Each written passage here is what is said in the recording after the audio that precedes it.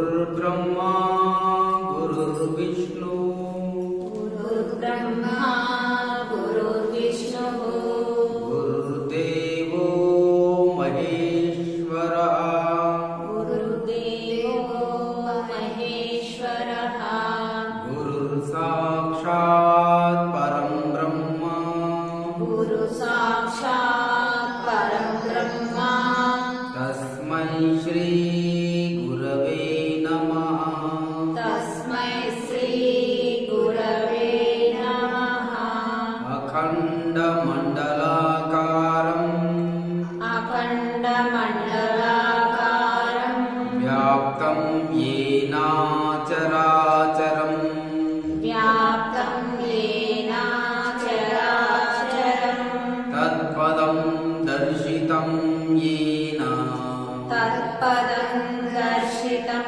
येन तस्मै श्री गुरवे नमः तस्मै श्री गुरवे नमः वसुदेवसुतं देवं वसुदेवसुतं देवं कंसचाणूरमर्दनं कंसचाणूरमर्दनं देवकी परमानन्दं देवकी परमानन्दं कृष्णं वन्दे जगद्गुरुं कृष्णं वन्दे जगद्गुरुम् ॐ श्रीकृष्ण परब्रह्मणे नमः ॐ श्रीकृष्ण परब्रह्मणे नमः ॐ श्रीकृष्ण परब्रह्मणे नमः ॐ श्रीकृष्ण परब्रह्मणे नमः ॐ श्रीकृष्ण परब्रह्मणे नमः ॐ श्रीकृष्ण परब्रह्मणे नमः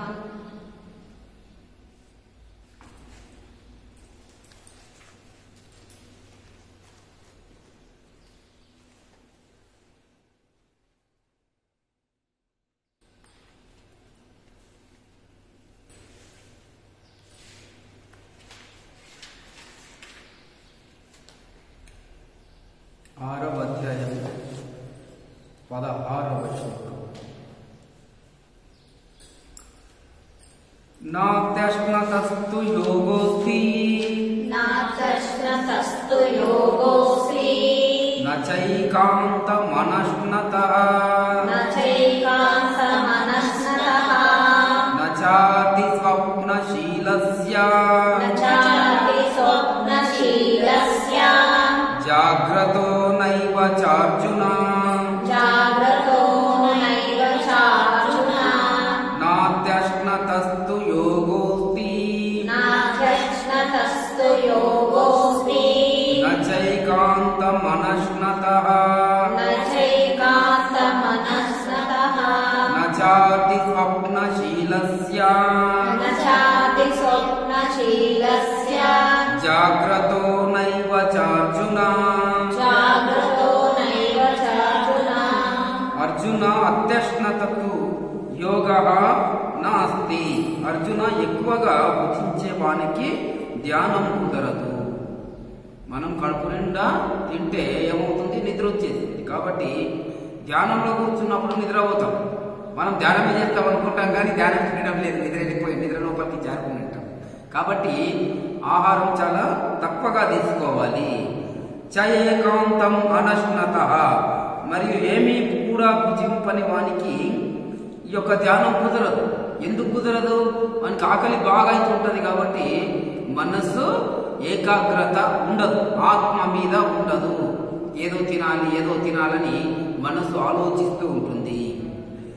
నాతి స్వప్నశీలస్య నా జాగ్రత్త ఏ వచాన అంటే ఎక్కువగా నిద్రించే వానికి కూడా ధ్యానం కుదరదు.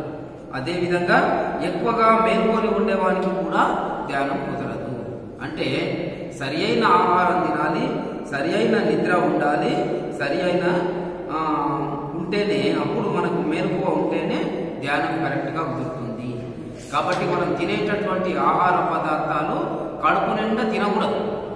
మనం చాలా తక్కువగా భుజించాలి. అట్లా చెప్పి కూర తక్కువ భుజిస్తే ఆకలి అవుతూ ఉంటుంది. అట్లా చెప్పి కూర ఏం తినలేదనుకోండి ఆకలి అవుతుంది. కాబట్టి ధ్యానం కుదరదు. కాబట్టి ఈ యొక్క ధ్యానం చెయ్యాలి అని అంటే ఏ విధంగా ఉండాలి? చిరు ఆకలితో ఉండాలి. అంటే ఆకలి కొద్దిగా ఉండాలి, లైట్గా చిన్నగా ఉండాలి. చిరు ఆకలి, చిట్టెలుక అని అంటే చిరు ఎలుక, చిట్టెలుక ఆ విధంగా కొద్దిగా మాత్రం ఆకలి ఉండాలి. ఆ విధంగా ఉంటే మనకు ధ్యానం కుదురుతుంది. ధ్యానాభ్యాస నిష్ఠుని ఆహార నియమాలు చెప్పబడుతున్నాయి. అర్జున, ఎక్కువగా భుజించే వానికి ధ్యానం లేదా సమాధి కుదరదు. అదేవిధంగా ఏమీ తినని వానికి కూడా ఇది లభించదు. ఎక్కువగా నిద్రించే వానికి, అమితంగా మేల్కొని ఉండేవానికి కూడా ధ్యానము కుదరదు. యుక్తాహార విహారస్య యుక్త చేష్టస్య కర్మసు యుక్త స్వప్నావబోధస్య యోగో భవతి దుఃఖః యుక్తాహార విహారస్య యుక్త చేష్టస్య కర్మసు యుక్త స్వప్నావబోధస్య యోగో భవతి దుఃఖః యుక్తాహార విహారస్య పరిమితమైన ఆహార విహారాలు గలవాడు. కర్మసు యుక్త చేష్టస్య అంటే జపతపాది కర్మలలో నియమిత ప్రయత్నం ఉనర్చువాడు, మనసును నియమించేటటువంటి వాడు. యుక్త స్వప్న అవబోధస్య పరిమితమైన నిద్రా జాగరణలు కలవాడు అయిన పురుషునికి దుఃఖ సంసార దుఃఖ నాశనమై ధ్యానం కుదురుతుంది. అనంటే ఆహార విహారాలు పరిమితంగా ఉంటాయి.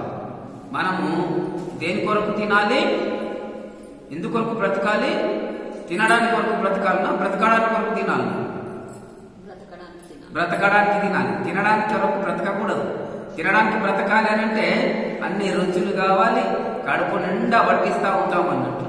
ఆ విధంగా కాకుండా మనం బ్రతకడానికి తినాలి. కాబట్టి కొద్దిగా ఏదో తినేస్తే సరిపోతుంది. ఆ తినేది కూడా ఎటువంటి ఆహారాన్ని తినాలి? శరీరానికి శక్తినిచ్చేటటువంటి, పుష్టినిచ్చేటటువంటి ఆహారాన్ని తినాలి. ఏదో దొరికిందని చెప్పి టేస్ట్ రుచి బాగా ఉందని కడుపు నిండా సంచికేసి కూర్చున్నట్లు, ధాన్యం కూర్చున్నట్లు తినకూడదు. కాబట్టి ఎంత రుచికరమైన ఆహారమైనా కూడా మనం ఎంత క్వాంటిటీ తినాలో అంతే తినాలి, దానికంటే ఎక్కువ తినకూడదు. మనం తీసుకున్న ఆహార పదార్థాలు జీర్ణమై మనకు శక్తినివ్వాలి. అయితే ఇక్కడ మనం మాంసాహారం తినొద్దంటున్నాం. ఎందుకొరకు తినొద్దంటున్నాం అనంటే మనం తీసుకున్న మాంసాహారం తొందరగా జీర్ణం కాదు. దానికి ఏమవుతుంది? ఎక్కువ టైం తీసుకుంటుంది జీర్ణం కావడానికి. కాబట్టి శరీరంలో ఉండే శక్తి ఏమైతుంది? ఆ ఆహార పదార్థాలు జీర్ణం చేయడానికి ఉపయోగపడుతుంది. ఎప్పుడైతే మన లోపల ఉండే శక్తి జీర్ణక్రియకు ఉపయోగపడుతుందో మిగతా యొక్క అవయవ వ్యవస్థకు శక్తి సరఫరా తగ్గిపోతుంది. తగ్గిపోవడం వల్ల ఆ అవయవాల పనితీరు మెరుగ్గా ఉండలేదు, చురుకుగా ఉండలేదు. కాబట్టి అప్పుడు ఏమవుతుంది? డల్నెస్, సోమరితనము, లేజినెస్ వస్తుంది. ఆ విధంగా బ్రెయిన్కు, మెదడుకు శక్తి సరిపోకుండా అయిపోయేసరికి మెదడు ఏమంటది? నాకు శక్తి సరిపోవడం లేదు అని చెప్పి నేను పని చేస్తా అంటది. ఏం పని చేస్తుంది మెదడు? ఆవలింపులు స్టార్ట్ చేస్తుంది. మెల్లగా పడుకుందాం అన్నట్లా. దానికి రెస్ట్ ఏం లేదంటే పడుకోవడం మెదడుకు. కాబట్టి నిద్ర వచ్చేస్తుంది. మీరు ఫర్ ఎగ్జాంపుల్ మాంసం తినేటోళ్ళు ఉంటే ఈ మాంసం ఎంత తింటారు ఒక పూటకి? ఫర్ ఎగ్జాంపుల్ ఒక 1/4 కిలో మటన్ తిన్నారనుకోండి. అన్నం గిన్న ఏం లేదు, ఓన్లీ మటన్ ఆర్ చికెన్ ఒక 1/4 కిలో తింటారు మీ కెపాసిటీ. 1/4 కిలో మటన్ తిన్న తర్వాత అది ఎంతసేపు అయితే అరగడానికి మీరు టైం చూసుకోండి. అదే 1/4 కిలో యాపిల్స్ తిన్నారనుకోండి, ఎంతసేపు అరుగుతాయి? టైం చూసుకోండి. ఏవి తొందరగా అరుగుతాయి రెండిట్లో? యాపిల్ లేదు. యాపిల్ కానీ పండు కానీ తొందరగా అరుగుతాయి. అది చాలాసేపు అవుతుంది. ఎందుకొరకంటే ఈ ఆహార పదార్థాలు ఏవైతున్నాయో మాంసాహారం అరగడానికి టైం ఎక్కువ తీసుకుంటుంది. కాబట్టి ఒక్కసారి మనం మాంసం తింటే అరగడానికి, శక్తిగా మారడానికి 72 గంటలు అవుతుంది. 72 గంటల తర్వాతనే అది అరిగి రక్తం లోపల ఆహార పదార్థాలుగా కలిసిపోతుంది. అన్ని కూడా ప్రోటీన్స్, విటమిన్స్, మినరల్స్ గా అక్కడికి పోయి రక్తంలో కలిసిపోతుంది. కాబట్టి అంత టైం తీసుకుంటుంది. మీకు వేరే ఆహార పదార్థాలు తీసుకుంటే చాలా తొందరగానే ఆహార పదార్థాలన్నీ విడిపోయి రక్తంలో కలిసిపోతాయి. కాబట్టి తొందరగా శక్తి లభిస్తుంది. అయితే మనకు తక్కువ శక్తిని, మన శరీరంలో ఉండే తక్కువ శక్తిని వాడుకుంటూ ఎక్కువ శక్తిని ఇచ్చేటటువంటి ఆహార పదార్థాలు తీసుకోవాలి. వీటి వల్ల ఏమవుతుంది, ఇది శక్తినిచ్చేది ఎక్కడున్నా కానీ ఉన్న శక్తిని అంతా ఇది తీసేసుకుంటుంది. కాబట్టి మాంసాహార పదార్థాలు తినొద్దు అని చెప్పి, రెండవది ఏమిటంటే ఒక్కసారి మాంసాహార పదార్థాలు తిన్న తర్వాత మీరు వాటిని మానేసిన 6 నెలల వరకు వాటి అవశేషాలు మన శరీరంలో ఉంటాయి. మాంసాహారపు అవశేషాలు 6 నెలల వరకు మన శరీరంలో రక్తంలో ఉంటాయి, పూర్తిగా తొలగిపోవు. కాబట్టి మాంసాహారం తినేటి వాళ్ళకి ధ్యానం అంత తొందరగా కుదరదు. అందుకే మీరు మాంసాహారం బంద్ చేయకుండా ధ్యానం చేస్తే తొందరగా కుదరదు. మాంసాహారం బంద్ చేసి ధ్యానం చేసినా కూడా కుదరదు, 6 నెలల తర్వాతనే కుదురుతుంది. మనం అనుకుంటాము నెల 2 నెలల ధ్యానం చేస్తున్నాం, కుదరదు. మేడం బాగానే చెప్తున్నారు, కుదురుతలేదే, ఈ ధ్యానం కుదరదు కదా అని వదిలేస్తాం. వదిలేయకూడదు. 6 నెలల తర్వాత మాంసం బంద్ చేసిన 6 నెలల తర్వాత అప్పుడు మెల్లగా ధ్యానం కుదురుతుంది. కుదరదనే ప్రసక్తే లేదు. మనం ఒక్కసారి కూర్చున్నామనంటే మనసులో ఎటువంటి సంకల్ప వికల్పాలు రాకూడదు. అనుకుంటే రారాదంతే. మనసు ఎట్లా ఉండాలి, గాలి లేని చోట పెట్టిన దీపం వలె ఉండాలి. ధ్యానంలో కూర్చున్నప్పుడు గాలి లేని చోట పెట్టిన దీపం ఉంటుంది కదా, ముట్టిస్తాం కదా, అదేమవుతుంది, కొద్దిగా ఇట్లా గాలి తగలగానే మీన శిఖ ఉంటుంది, అది దీపం వెలుగుతున్నది, అది ఇట్లా కదులుతూ ఉంటుంది. అట్లా మనస్సు ఏమవుతుంది, ఇందులో వచ్చే ఆలోచనల వల్ల ఇట్లా కదులుతూ ఉంటుంది. అదే గాలి లేదనుకోండి, అప్పుడు ఆ దీపం శిఖ ఏదైతుందో కదలకుండా ఉంటుంది. అట్లా మనస్సు కూడా ఎటువంటి ఆలోచనలు లేకుండా స్థిమితంగా స్థిరంగా ఉండాలి ధ్యానంలో ఉన్నప్పుడు.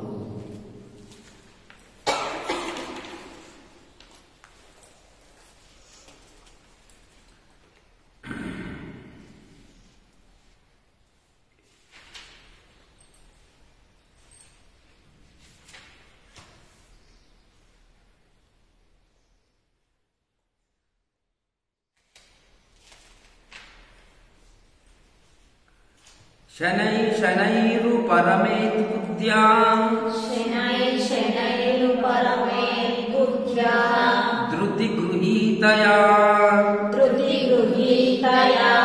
ఆత్మ సంస్థం మనః కృత్వా న కించదపి చింతయేత్. శనైరు పరమేత్ బుద్ధ్యా ధృతి గృహీతయా ఆత్మ సంస్థం మనః కృత్వా న కించదపి చింతయేత్. ధృతి గృహీతయా ధైర్యపు పట్టులోనున్న బుద్ధి చేత శనై మెల్లమెల్లగా ఉపరమేత్ మన మనస్సును ఉపరతి యందు ఆత్మ సంస్థం ఆత్మయందు స్థితమయ్యేలా కృత్వా చేసి కించిత్ అపి న చింతయేత్ ఏమియును చింతించకూడదు అనంటే ధ్యానము అంటే ఏమిటి, ఎట్టి పరిస్థితిలో కూడా ధైర్యాన్ని మనము కోల్పోకూడదు. ఈరోజు మనం ధ్యానానికి కూర్చున్నాం, మనసు విపరీతమైన ఆలోచనలు వచ్చేసినాయి. గంట సేపు కూర్చున్నా కూడా 1 నిమిషం కూడా, ఒక 2 నిమిషాలు 5 నిమిషాలు కూడా ధ్యానం కుదరదు. మనం కూర్చుని నెమ్మగానే మనసు ఎక్కడో తీసుకుపోతాడు, ఎక్కడెక్కడో అన్ని ఆలోచనలు వస్తూ ఉంటాయి. ఎంత కట్ చేసినా మళ్ళీ ఆలోచనలు వస్తూనే ఉంటాయి. ఆ విధంగా ఆలోచనలు చేస్తూ ఉంటే ఏమైతుంది, ఈ ఆలోచనలతో మనస్సు ధ్యానం కుదరదని ధైర్యాన్ని కోల్పోకూడదు. ఏమైనా కానీ మొండి పట్టుదలతోన గట్టి పట్టుదలతోన మనం ధ్యానానికి కూర్చోవాలి. ఆ విధంగా కూర్చుంటే మెల్లమెల్లగా మనసు ఏమవుతుంది, ఆత్మయందు స్థితమవుతుంది. ఆత్మయందు స్థితం కావడం అంటే ఏం కావాలి, ఆత్మయందు స్థితం కావడం అంటే మనసు ఎటువంటి ఆలోచన లేకుండా ఎప్పుడైతే మనస్సు ఉంటుందో అదే ఆత్మస్థితిలో ఉన్నట్టు. ఇంకా మీకు ఒక కిటుకు చెప్తాను. మనం ధ్యానం చేస్తాం. అమ్మగారు చెప్తారు శ్వాస మీద ధ్యాస పెట్టాలని పిరమిడ్ వాళ్ళు పత్రించి. ఈ శ్వాస మీద ధ్యాస పెడతారు కదా మీరు. శ్వాస మీద ధ్యాస అంటే ఏం చేస్తారు? శ్వాస తీసుకుంటుంటారు, వదులుతుంటారు, దాని మీద మనసు పెడతారు. ఆ టైంలో ఏం చేయండి? శ్వాస తీసుకోవడం ఆపేయండి. శ్వాస తీసుకోవడం ఆపేయండి. ధ్యానం లోపల చేస్తే ఏమైతుంది? కొద్దిసేపు ఉండగలుగుతారు. శ్వాస తీసుకోవాలనిపిస్తుంది అనుకున్నప్పుడు కొద్దిగా తీసుకోండి, మళ్ళీ వదలండి, మళ్ళీ అట్లా ఉండండి. అంటే శ్వాసను కంటిన్యూగా తీసుకోవడం కాకుండా ఎప్పుడైతే మనం శ్వాసను ఆపేసి శ్వాసను తీసుకోవాలనుకున్నప్పుడు మాత్రమే శ్వాస తీసుకోండి. అయితే శ్వాస తీసుకోకపోతే ఏమైతుంది? మీకు ఉక్కిరి బిక్కిరి అవుతుంది. తీసుకోవాలన్న ఫీలింగ్ కలుగుతుంది. ఆ తీసుకోవాలన్న ఫీలింగ్ ఎవరికి కలుగుతున్నదో అదే ఆత్మ. కాబట్టి ఆ విధంగా చేస్తే ఏమైతుంది? మనసు తొందరగా ఏమవుతుందనంటే ఏమంటారు, అంతఃచేతనలోకి వెళ్ళిపోతుంది. అంటే మనసు చాలా తొందరగా ధ్యానం లోపలికి వెళ్ళిపోతుంది, ప్రశాంతమైన స్థితి లోపలికి వెళ్ళిపోతుంది. మనం ఏం చేస్తామనంటే చేపలు పట్టడానికి వెళ్తాం. చేపలు పట్టడానికి వెళితే గాలంకి దారం ఉంటుంది, పైన ఒక బెండు కడతాం. బెండు కట్టి ఇట్లా వేసేస్తాం. ఆ బెండు ఎందుకు కడతాము అంటే చేప వచ్చి దాన్ని పట్టితే అది లోపలికి లాక్కెళ్తుంది. లాక్కెళ్ళినప్పుడు బెండు మునుగుతుంది. కాబట్టి ఆ బెండు మునగడం వల్ల చేప పడ్డది అని మనకు తెలుస్తుంది. ఆ విధంగా మనం వేసి కూర్చుంటే ఏమవుతుంది? కొద్దిసేపటికి చేప గాలాన్ని మింగింది అనుకోండి, అది లోపలికి పోయేసరికి బెండు కూడా లోపలికి వెళ్ళిపోతుంది. ఆ విధంగా అంటే మనసు ఈ బెండు అనేటటువంటివి బయట ఉండేటటువంటి ఆలోచనలు మనసు. అయితే మనం ఏం చేయాలి? ఈ బెండుకు ఏదైనా ఒక రాయి కట్టినామనుకోండి, అదేమైతుంది? దాన్ని తీసుకుపోయి అడుగు కూర్చోబెడుతుంది. కింద నీళ్ళల్లో అడుగు ఏదైతే ఉన్నదో ఆడబోయి ఆ రాయి కూర్చున్నదనుకోండి, ఆ రాయి పైననే బెండు ఉంటుంది, పైకి రాదు. అది బెండు పైకి లాగాలని మస్తు ప్రయత్నం చేస్తుంది, కానీ రాయి బరువుగా ఉంటుంది కాబట్టి రాలేదానే ఉంటుంది అన్నట్టు. అంటే ఇక్కడ అడుగు ఎవరు అడుగు? ఆత్మ. మనస్సు యొక్క సంకల్ప వికల్పాలు ఏవైతున్నాయో అవి బెండు లాంటివి. మనం ఏం చేయాలి? దాన్ని పట్టి లాగి తీసుకుపోయి కింద కూర్చోబెట్టాలి, ఆత్మ లోపల కూర్చోబెట్టాలి. ఇక మనసు పైకి రాకుండా ఉంటుంది అన్నట్లానే ఉండాలి. ఆ విధంగా కాబట్టి దాన్నే ధ్యానము అని అంటారు.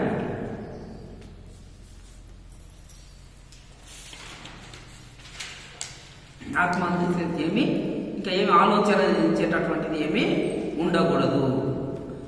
పూర్వజన్మ సంస్కారం చేత మనసు చెలిస్తే ధైర్యంతో కూడిన బుద్ధి మనసును మెల్లమెల్లగా ఉపరతము నడుచు, మరియు ఆత్మయందు మనసును నిలిపి మరి ఇతరేమి కూడా చింతించకూడదు. అంటే ఆత్మయే అంతా, ఆత్మ కంటే మరేది లేదు అని తత్వనిష్ట పొందాలి. ఇదే యోగానికి సంబంధించిన పరమ విధి. అంటే మీకు మనసు ఎందుకొరకు చెలిస్తుంది? పూర్వజన్మ సంస్కారం చేత. గతంలో మీరు గత జన్మలో ఏవైతే మీకు ఉన్నాయో సంస్కారాలు, ఆ సంస్కారాలు ఈ జన్మలో వస్తాయి. కాబట్టి గత జన్మలో మనం ధ్యానం చేసిన వాళ్ళకి తెలియదు, కాబట్టి తొందరగా మనకు అది ధ్యానం సెట్ కాదు. ఇప్పుడు మనం ధ్యానం చేస్తున్నాం కదా, ఈ ధ్యానం వల్ల ఏమవుతుంది? మళ్ళీ జన్మ లోపల ఉత్తమమైన మానవ జన్మ లభిస్తుంది. అప్పుడు మీరు కొద్ది ప్రయత్నంతోనే ధ్యానాన్ని బాగా పర్ఫెక్ట్ చేయగలుగుతారు. ఎందుకంటే ఇక్కడ మనం సాధన చేసింది ఉంటుంది కదా, ఈ సాధన కూడా మనతో పాటు వచ్చేస్తుంది. ఎక్కడికి? చనిపోయిన తర్వాత మళ్ళీ కొత్త జన్మ తీసుకున్నప్పుడు ఈ సాధనా బలంతోనే మనం వస్తాం. నేను వాస్తవంగా చెప్తాను, ఈ నారాయణపేటలో ఎంతో మంది ఉన్నారు. మీ పిరమిడ్కి కూడా ఎంతో మంది మెడిటేషన్ చేయడానికి వస్తారు. పాపం అమ్మగారులు ఇద్దరు బాగా ప్రయత్నం చేసిండ్రు. సార్ వస్తాడు, భగవద్గీత చెప్తాడు, రండి అని చెప్పి మొదట ఒక 15-20 మంది వరకు వచ్చినప్పుడు ఎవరు రావట్లేదు. అనంటే వాళ్ళకి ఏమవుతుంది? రావడానికి పూర్వజన్మ వాసనా బలం లేదు వినాలనేటటువంటి.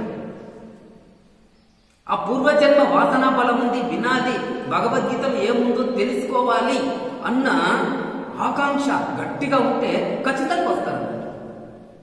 అది చెప్తాడు, ఏముంది కానీ ఏదో శ్లోకం చదువుతాడు, చెప్తాడు. శ్లోకం చదవడం చెప్పడం ఏముంటాడు? ఎవరైనా చెప్పగలుగుతారు.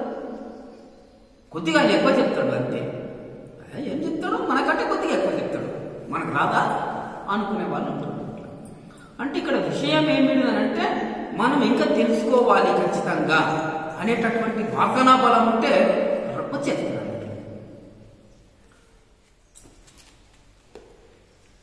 యతో యతో నిశ్చరతి యతో యతో నిశ్చరతి మనశ్చంచలమస్థిరం మనశ్చంచలమస్థిరం తతస్తతో నియమైతత్ తతస్తతో నియమైతత్ ఆత్మన్యేవ వశం నయేత్ ఆత్మన్యేవ వశం నయేత్ యతో యతో నిశ్చరతి యతో యతో నిశ్చరతి మనశ్చంచలమస్థిరం మనశ్చంచలమస్థిరం తతస్తతో నియమైతత్ తతస్తతో నియమైతత్ ఆత్మన్యేవ వశం నయేత్ ఆత్మన్యేవ వశం నయేత్ చంచలం అస్థిరం మనః చంచలము అస్థిరము అయిన మనస్సు యత యత నిశ్చరతి తత తత నియమ్య ఏ విషయాల వైపు పరిగెడుతుందో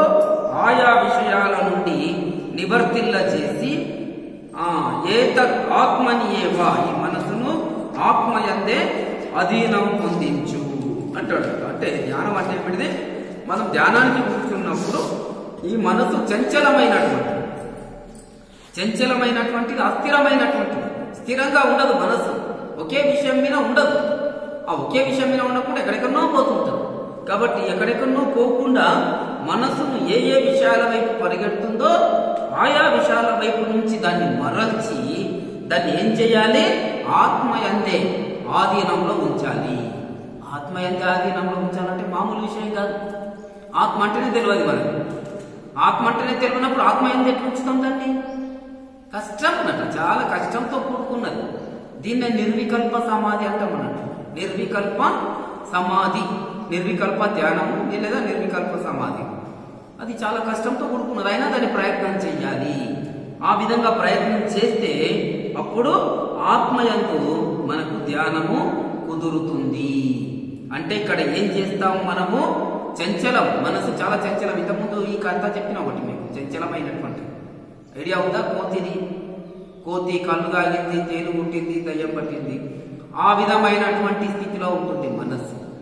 చంచలమైనటువంటి, నేను ఇక్కడ చెప్తూనే ఉంటా, ఎక్కడెక్కడో ఆలోచన వెళ్తూ ఉంటుంది అది మనస్సు.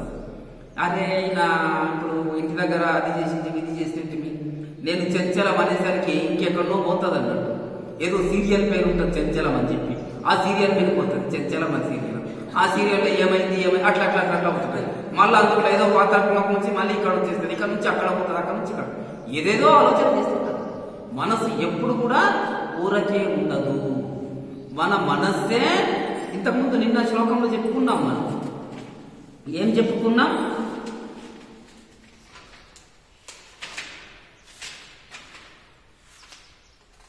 ఉద్దారేదాత్మనాత్మానం నాత్మ నమవసాదయేదాత్మైవ ఆత్మనో బంధు ఆత్మైవ రిపురాత్మన. మనసే ఆత్మకు బంధువు, మనసే ఆత్మకు శత్రువు. మనం ఎక్కువ ఆలోచిస్తున్నామనంటే ఆ మనసు ఆత్మకు శత్రువు.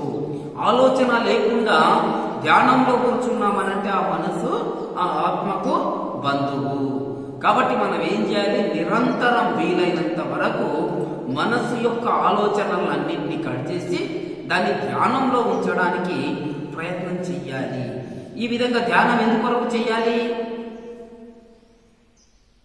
ధ్యానం ఎందుకొరకు చేయాలి చెప్పు. ధ్యానం యొక్క పరమ ఉద్దేశం ఏమిటి? వీళ్ళు కోటిన్నర రూపాయలు పెట్టి ఈ పిరమిడ్ మెడిటేషన్ సెంటర్ని కట్టిండ్రు. ఇన్ని పైసలు పెట్టి ఇది కట్టడం అవసరమా? బయట కూర్చుంటే ధ్యానం కుదరదా? ఇన్నే కూర్చుంటేనే ధ్యానం కుదురుతుందా? సరే, ధ్యానం వల్ల ఏం ఉపయోగం ఏమిటి? అనవసరంగా ఒకే కట్టు కూర్చున్నాను, ఇట్లా కూర్చున్నాను, ఏం లాభం వస్తుంది? దానివల్ల ఏమవుతుంది? ధ్యానం వల్ల ఏమవుతుంది అంటే శక్తి మన లోపల ఎక్కువ అవుతుంది. మన లోపల షట్ చక్రాలు ఉంటాయి. షట్ చక్రాలు అనంటే మూలాధార చక్రం. మూలాధార చక్రం ఎక్కడ ఉంటుంది? వెన్నుపూస చివర ఉంటుంది. మలద్వారం దగ్గర ఉండేటటువంటిది మూలాధార చక్రం. దానికి పైన 2 ఇంచుల పైన జననేంద్రియానికి వ్యతిరేకంగా ఉండేటటువంటి చక్రం స్వాదిష్టాన చక్రం. నాభి దగ్గర నాభికి వ్యతిరేకంగా ఉండేటటువంటిది మణిపూరక చక్రం. ఈ యొక్క హృదయ స్థానంలో ఉండేటటువంటిది అనాహత చక్రం. ఇక్కడ గొంతు దగ్గర ఉండేటటువంటిది విశుద్ధ చక్రము, ఆజ్ఞా చక్రము, సహస్రార చక్రం. ఈ చక్రాలన్నీ కూడా యాక్టివేట్ అయితే అప్పుడు మన లోపల ఏమవుతుంది? పరమాత్మ శక్తి లోపలికి ప్రవేశిస్తుంది.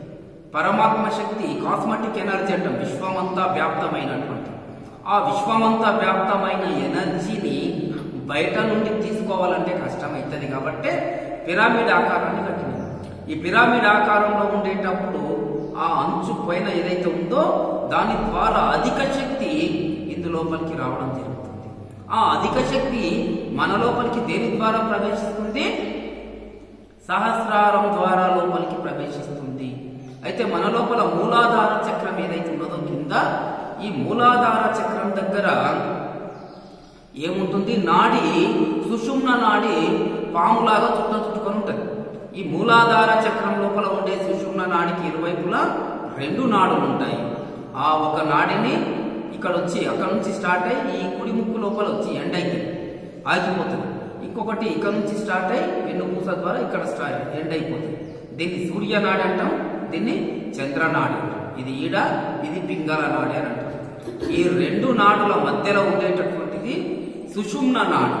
ఈ సుషుమ్న నాడి కింద చుట్టుకొని ఉంటుంది పాము వలె. ఎప్పుడైతే ఆధ్యాత్మిక శక్తి నీకు వికసితమవుతుందో, దైవానుగ్రహం కలుగుతుందో, అప్పుడు ఈ పాము లాంటి నాడి పుసగొడుతూ పైకి లేస్తుంది. దాన్నే ఏమంటాం? కుండలిని మేలుకొన్నది అని అంటారు. ఎప్పుడైతే కుండలిని మేలుకొన్నదో మీ లోపల, ఈ షట్చక్రాలన్నీ శుద్ధి అయికుంటే వెళ్ళిపోతాయి. ఈ షట్చక్రాల గుండా శక్తి ఆ చక్రాన్ని చైతన్యం చేస్తూ చేస్తూ సహస్రారానికి వస్తుంది. సహస్రారం ఎప్పుడైతే యాక్టివేట్ అవుతుందో, సహస్రారం అంటే 1000 పద్మపు రేకులు కలిగినటువంటి చక్రం మెదడులో ఉంటుంది. అప్పుడు ఏమైతుంది? విశ్వశక్తి మొత్తం సహస్రారం గుండా లోపలికి ప్రవహిస్తుంది. ఆ విశ్వశక్తి మీ లోపలికి ప్రవహిస్తూ ప్రవహిస్తూ ప్రవహిస్తూ ఉంటే మీ లోపల ఆధ్యాత్మిక చైతన్యం వికసిస్తూ వికసిస్తూ వికసిస్తూ ఉంటుంది. అప్పుడు మీరు ఏమైతుంది? మీ లోపల మెల్లమెల్లగా మెల్లమెల్లగా పరమాత్మ జ్ఞానం ఉదయిస్తుంది. ఈ విధంగా 12 సంవత్సరాలు రాత్రి పగులు కలిసి 24 సంవత్సరాలు కంటిన్యూస్ మెడిటేషన్ చేస్తే, ధ్యానం చేస్తే మీరేమైతారు? భగవంతునిగా మారుతారు. భగవంతునిగా మారుతారు. కాబట్టి ధ్యానం మనకు ఉండేటటువంటి భగవంతునిగా మారే అవకాశాన్ని ఇస్తుంది. ధ్యానం భగవంతునిగా మారిన తర్వాత ఏం లభిస్తుంది? మనకు మోక్షం లభిస్తుంది. మోక్షం లభించడం అంటే ఏమవుతుంది? మనం పరమాత్మలో లీనమవుతాం. పరమాత్మలో లీనమైన తర్వాత ఏమవుతుంది? పరమాత్మ ఏ పనులు చేస్తుంటాడో ఆయనలో ఉండి ఆ పనులన్నీ మనం చేస్తూ ఉంటాము.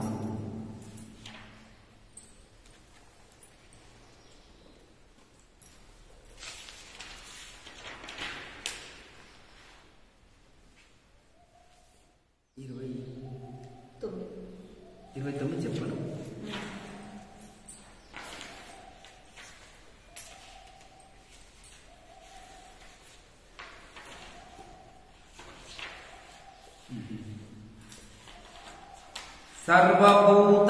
సర్వభూతస్తమాత్మానం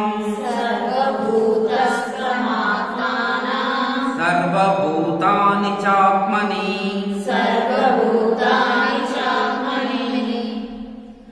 ఈక్షతే యోగయుక్తాత్మా సర్వత్ర సమదర్శనః సర్వభూతస్తమాత్మానం సర్వభూతాని చాత్మని ఈక్షతే యోగయుక్తాత్మా సర్వత్ర సమదర్శనః సర్వత్ర సమదర్శనః సర్వభూతాలలో బ్రహ్మను దర్శించేవాడు. యోగయుక్తాత్మ సమాహిత చిత్తుడు అయిన పురుషుడు ఆత్మానం ఆత్మను సర్వభూతస్థం ఆ బ్రహ్మ స్తంభ పర్యంతం అంతటా ఉన్నట్లుగా సర్వభూతాన్ని బ్రహ్మాది స్థావరాంతాలైన భూతాలన్నింటినీ ఆత్మలో ఈక్షతే దర్శిస్తాడు. అంటే ఇక్కడ ఏమవుతుంది? సర్వత్ర సమదర్శన, సర్వభూతాలలో బ్రహ్మను దర్శించేవాడు. బ్రహ్మ అంటే ఎవరిక్కడ? పరబ్రహ్మం. పరబ్రహ్మం అంటే ఏ ఆత్మ అయితే నీ శరీరంలో ఉన్నదో, నీ శరీరంలో ఉండేటటువంటి ఆత్మని ఆత్మ అంటాం. అదే బయట ఉండేటటువంటి ఆత్మని పరబ్రహ్మ అని అంటాం అన్నమాట.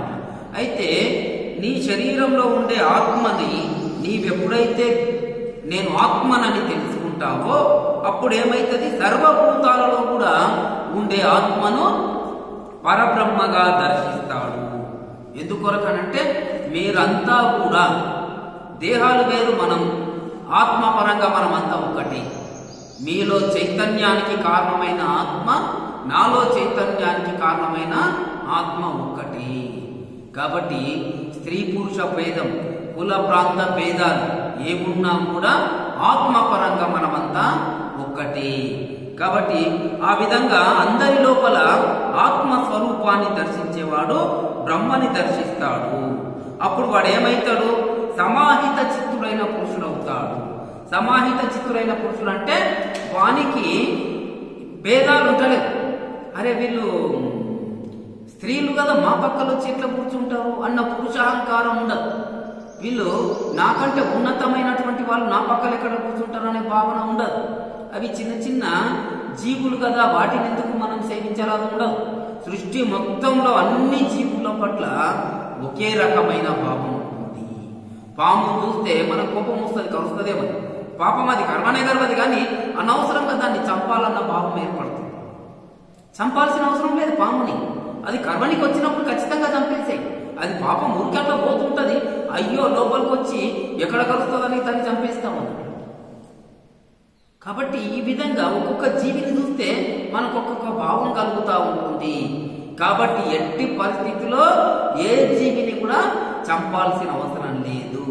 అన్ని జీవుల పట్ల సమభావం ఏర్పడాలి. ఒకసారి ఏమైందనంటే, ఒక సాధువు నదిలో స్నానం చేస్తున్నాడు. స్నానం చేస్తా ఉన్నాడు. ఏమైందనంటే ఆ నదిలో ఒక తేలు కొట్టుకొచ్చింది. తేలు కొట్టుకొస్తే అయ్యో తేలు వచ్చింది కదా, ఇది నీళ్ళలో పడి చనిపోతుందని దాన్ని తీసుకున్నాడు. ఇట్లా నీళ్ళలో తీసుకొని బయటికి రక్షిద్దామనేసరికి అది కాటేస్తుంది. మళ్ళీ నీళ్ళలో పడుతుంది, మళ్ళీ పట్టుకుంటున్నాడు. మళ్ళీ అదే పని. ఆడ పక్కన ఉండేటటువంటి పశువుల కాపర్ల పిల్లలు బుద్ధుడదా నీకేమన్నా, అదేమో కరుస్తా ఉంది, నీవేమో దాన్ని రక్షించాలని చూస్తా ఉన్నావు అని అంటే, ఇక్కడ సాధువు ఏమంటాడనంటే ఈ సృష్టి మొత్తం కూడా పరబ్రహ్మ స్వరూపం. ఆ పరబ్రహ్మ స్వరూపమైన తేలును రక్షించాలనేది నా ధర్మం. అంటే పరబ్రహ్మ స్వరూపంగా ఉండేటటువంటి తేలు చనిపోకూడదు అనేది నా ధర్మం. అది అంత చిన్న తేలు పాపం ఈ సాధువు నన్ను రక్షిస్తున్నాడని తెలియక, అయ్యో ఈయన నన్ను ఎక్కడ చంపుతాడో అన్న భయంతో అది కొడుతున్నది. దాని పని అది చేస్తున్నది. అది తన ప్రాణ రక్షణ కొరకు నన్ను కొడుతున్నది. తన ధర్మాన్ని అది నిర్వర్తించినప్పుడు ఒక చిన్న ప్రాణి, నేను ఇంత గొప్ప సాధువునై దాన్ని ఎట్లా రక్షించకుండా ఉంటాను? నా ధర్మాన్ని నేను నిర్వర్తిస్తా అంటాడు. కాబట్టి ప్రాణుల యొక్క సంరక్షణే మన యొక్క ధర్మము. ఎందుకు ప్రాణుల సంరక్షణ మన ధర్మము? అవన్నీ ప్రాణులు కాదు, పరబ్రహ్మ స్వరూపాలు. అవన్నీ ప్రాణులు కాదు, పరబ్రహ్మ స్వరూపాలు ఈ సృష్టి మొత్తం. కాబట్టి మీకంతా కూడా ఏం చేస్తారంటే, అన్నం ఎక్కువై పాడు చేస్తే అన్నాన్ని పాడు చేయకండి, పరబ్రహ్మ స్వరూపం అంటారు అన్నట్టు. కాబట్టి మొన్న ఒక ఆర్టికల్ చూసినాను. ఏమైందనంటే ఒక భార్య భర్తలు ఇద్దరు పిల్లలు అందరు కారులో పోతా ఉంటే మధ్యలో ఆకలైంది వాళ్ళకి, టిఫిన్ చేద్దామనుకున్నారు. ఒక హోటల్ దగ్గర కారు ఆపేసిండ్రు. భార్య ప్లస్ పిల్లలు ఇద్దరు అమ్మాయిలు వాళ్ళందరూ కూర్చొని టిఫిన్ చేసిన మీకు అందరూ ఏదో ఆర్డర్ చేసుకున్నారు, ఇడ్లీనో దోశలో ఏదో. అందరూ ఒక ప్లేట్ తినేసిండ్రు. ఇంకా అవసరమైతే తినండి బెట అని అంటాడు. వీళ్ళేమో తిన్నారు, ఇక వీళ్ళకి సరిపోయింది. ఆ పిల్లల నుండి ఇంకా మాకు ప్లేట్ ఇది కావాలి అని అంటారు. దోశనో పూరినో ఏదో సంథింగ్ చెప్తారు. చెప్పేసరికి వాళ్ళు తెచ్చి పెడతారు. పెట్టిన తర్వాత ఈ పిల్లలు ఏం చేస్తారు, మొత్తం తినాలి కదా, తినకుండా సగం తింటారు, సగం వదిలేస్తారు. ఆయన చాలా బాగా అనిపిస్తుంది. అని ఒకటే ప్లేట్ తీసుకొని ఇద్దరు ఆఫ్ చేసుకొని తింటే సరిపోయేది. ఇద్దరు ఏదో తింటామన్నట్లు మొత్తం తీసేసుకొని తిని సగం సగం వదిలేసిండ్రు. ఇప్పుడేమన్నా అన్నికే పోతే నువ్వు అస్సలు పింఛు డబ్బుల కొరకు ఇట్లా ఆలోచన చేస్తున్నావని ఇద్దరు బిడ్డలు తల్లి కలిసి నన్ను అంటారు అని చెప్పి ఏమనకుండా బిల్లు కట్టేసేస్తారు. ఆ నుంచి ఆ ఊరికి ఏదో చిన్న గ్రామం ఉంటుంది, ఆడిపోతారు. ఆడ ఒక మ్యారేజ్ పార్టీ ఉంటుంది, మ్యారేజ్లో అంతా కలుస్తారు, మాట్లాడతారు. మళ్ళీ ఆడ భోజనాల దగ్గర అందరు వేసుకుంటారు. ఈయన వీళ్ళని చూస్తుంటే వీళ్ళు అవి వేసుకుంటారు, ఇవి వేసుకుంటారు, తింటారు. మళ్ళీ పోయి మళ్ళీ అవి వేసుకుంటారు, ఇవి వేసుకుంటారు. అవి ఎక్కేసరికి సగం ప్లేట్ ఆడనే పడేసి వస్తారు. పడేసి వచ్చిన తర్వాత ఈయన తినమంటే ఆయనకు చాలా బాధ అనిపిస్తుంది. నాకు ఆకలిగా లేదు, నేను ఒళ్ళ అంటాడు. ఇక ఆ నుంచి మళ్ళీ అందరు కలిసి ఏం చేస్తారు, రిటర్న్ వస్తుంటారు. వీళ్ళకి బుద్ధి చెప్పాలి, తల్లి బిడ్డలకు అనుకుంటాడు. ఎట్లా బుద్ధి చెప్పాలి ఏమో తెలియకుంటే ఏం చేస్తాడు, 100 రూపాయల నోటు తీసి భార్యకి ఇస్తాడు. ఇచ్చి బయటపడే అంటాడు. ఏం బుద్ధి ఉండదని 100 రూపాయల నోటు బయట నుంచి పడేయమంటావు వాడు అంటారు. అరే పడే ఏం కాదు, పోనీ అక్కడ 100 రూపాయలు ఎందుకు అసలు ఎందుకు పడేయమంటున్నావు అంటాం. అంటే మీరు ఫస్ట్ టిఫిన్ చేసేటప్పుడు 50 రూపాయల టిఫిన్ ఆడ వేస్ట్ చేస్తే, అంటే మీరు 50 రూపాయలు పడేస్తే నేనేమనరాదు ఆడ వేస్ట్ చేస్తే. ఆ నుంచి వచ్చి పెండిలో ఏం చేసిండ్రు, ఫుడ్ అంతా వేస్ట్ చేసిండ్రు. ఒక్కొక్కరు దాదాపు 100 రూపాయల ఫుడ్ వేస్ట్ చేసిండ్రు మీరు తినంగా కూడా. అంటే ముగ్గురు కలిసి 300, ఆడొక 50 రూపాయలు, దాదాపు 350 రూపాయల ఆహార పదార్థాన్ని ఈరోజు మీరు వ్యర్థం చేసిండ్రు. నేను ఒక 100 రూపాయలు వేస్ట్గా పడేస్తే నష్టం ఏమి చెప్పండి అంట అనేసరికి వాళ్ళకి అప్పుడు ఇదైంది. వాళ్ళ తండ్రి వ్యవసాయదారుడు కాబట్టి ఆయన ఏమంటుంటాడంటే, ఈ ఆహార పదార్థాలు ఎంతో కష్టపడి పండిస్తే మనకు వస్తాయి కాబట్టి ఆహారాన్ని వృధా చేయకూడదు. నీకు ఎంత అవసరమో అంత తిను, ఎక్కువైతే వేరే వాళ్ళకి పంచి పెట్టండి, అంతేగాని వేస్ట్గా పడేయకూడదు అనేది వాళ్ళ ఉద్దేశం. మొన్న అమ్మగారు కూడా అద్భుతం. ఇక్కడ అంతా అన్నం ఏదో అయింది, ఎక్కువైంది. రాములు భార్య అడిగింది, అది అంతా ఏం చేయాలమ్మా, మీరు ట్రెక్కింగ్కి వెళ్ళిపోయిన తర్వాత మీరు ఏం చేసిన దాంట్లో నేను బెల్లం వేసి పాయసం చేస్తానని చెప్పారు. చాలా మంచిగా అనిపించింది నాకు. దాన్ని మెత్తగా అయిందని చెప్పి పడేయకుండా మళ్ళీ దాన్ని రీయూజ్ చేయడం, అంటే ఆహారాన్ని ఎట్టి పరిస్థితిలో మనము ఇది చేయకూడదు. ఎందుకొరకంటే ఆహారము పరబ్రహ్మ స్వరూపము, ఈ సృష్టి మొత్తం కూడా పరబ్రహ్మ స్వరూపమే. కాబట్టి ఏదైనా కూడా మనం ఏం చేయాలి, పరిగ్రహణ చెయ్యాలి. పరిగ్రహణ అంటే ఎంత అవసరమో అంతే వాడుకోవాలి సృష్టి లోపల. అపరిగ్రహం అంటే ఎక్కువగా తీసుకోవడం ఉండకూడదు. నీకు ఎంత అవసరమో అంత తీసుకో, తప్పేం లేదు. అనవసరంగా ఎక్కువ తీసుకొని రేపటికి వస్తుంది, ఎల్లుండికి వస్తుంది, ఇంత సంపాదించాలి, నా కొడుకులకు ఉండాలి, నా మనమనులకు ఉండాలి. అపరిగ్రహం ఇదంతా కూడా. వాళ్ళ కొరకు నువ్వెందుకు సంపాదిస్తావు? వాళ్ళ బుద్ధి ఉండదా? నీవే బుద్ధిమంతుడవా? నీకెంత తెలివి ఉండదు సంపాదించాలని వాళ్ళకు కూడా అట్లా ఉంటుంది కదా. కాబట్టి వాళ్ళకి వాళ్ళు చూసుకుంటారు. ఆ విధంగా ఈ సృష్టికి మొత్తం కూడా పరబ్రహ్మ స్వరూపంగా భావించే స్థితి ధ్యానం వల్ల మనకు కలుగుతుంది. కాబట్టి ధ్యానం ఖచ్చితంగా చెయ్యాలి.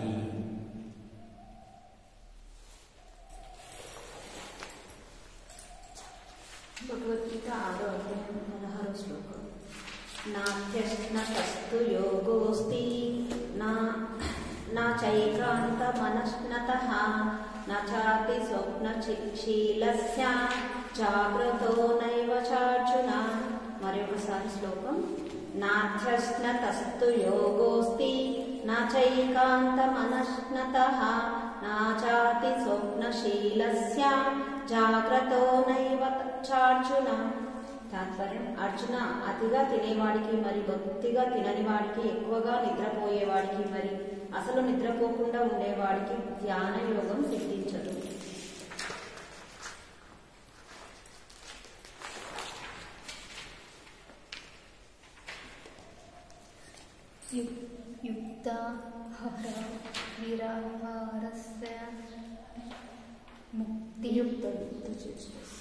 యుక్తచేష్టస్య కర్మసు యుక్తస్వే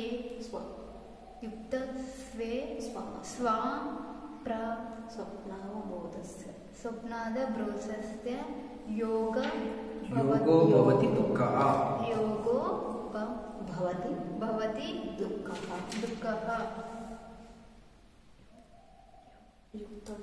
యుక్తమైన ఆహారం నరత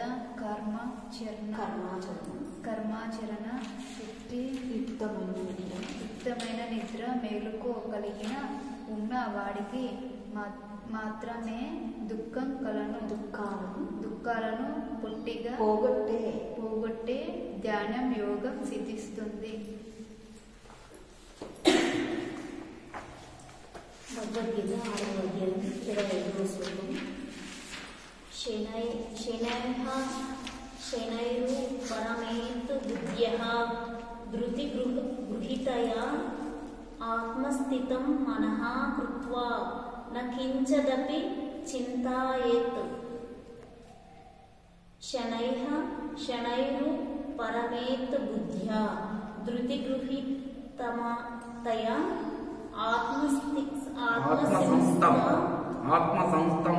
ఆత్మసంస్థం మనః కృత్వా న కించదపి చింతయేత్.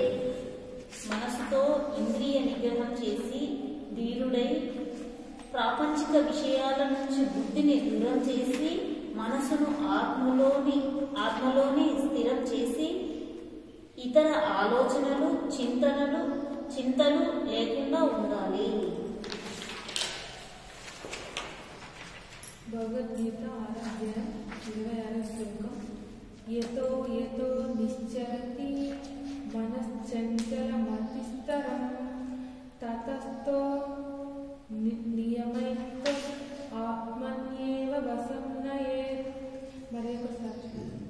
యతో నిశ్చరతి మనశ్చంచలమతిస్తరం మస్థిరం తతస్థతో నియమైత ఆత్మన్యేవ వశం నయేత్. తాత్పర్యం: చంచల స్వభావం కలిగి ఉండి ఎంత మాత్రమే నిలకడలేని మనస్సు ఎక్కడెక్కడ సంచరిస్తుంటే అక్కడక్కడ నుంచి దానిని మరలించి ఆత్మలోనే నిలిచేటట్టు చేయాలి. భగవద్గీత 6వ అధ్యాయం 29వ శ్లోకం. సర్వభూతస్థమాత్మానం సర్వభూతాని చాత్మని ఈక్షతే యోగయుక్తాత్మా సర్వత్ర సమదర్శనః. మరి ఒకసారి శ్లోకం. సర్వభూతస్థమాత్మానం సర్వభూతాని చాత్మని ఈక్షతే యోగయుక్తాత్మా సర్వత్ర సమదర్శనః. తాత్పర్యం: ఆత్మైక్యం చెందిన యోగి సమస్త ప్రాణకోటి పట్ల సమదృష్టి కలిగి తనలో సర్వభూతాలను సమస్త భూతాలలో తనను దర్శిస్తాడు.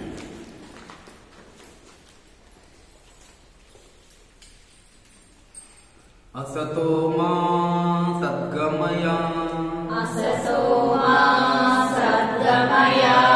తమసో మా జ్యోతిర్గమయ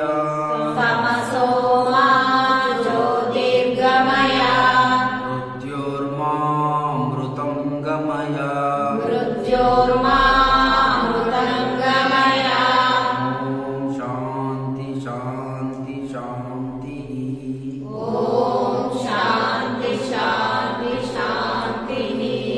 శ్రీకృష్ణ పరబ్రహ్మణే నమః. ఓం శ్రీకృష్ణ పరబ్రహ్మణే నమః. ఓం శ్రీకృష్ణ పరబ్రహ్మణే నమః. ఓం శ్రీకృష్ణ పరబ్రహ్మణే నమః. ఓం శ్రీకృష్ణ పరబ్రహ్మణే నమః. ఓం శ్రీకృష్ణ పరబ్రహ్మణే నమః. హరి ఓం. హరి ఓం. తత్సత్. ఓం తత్సత్.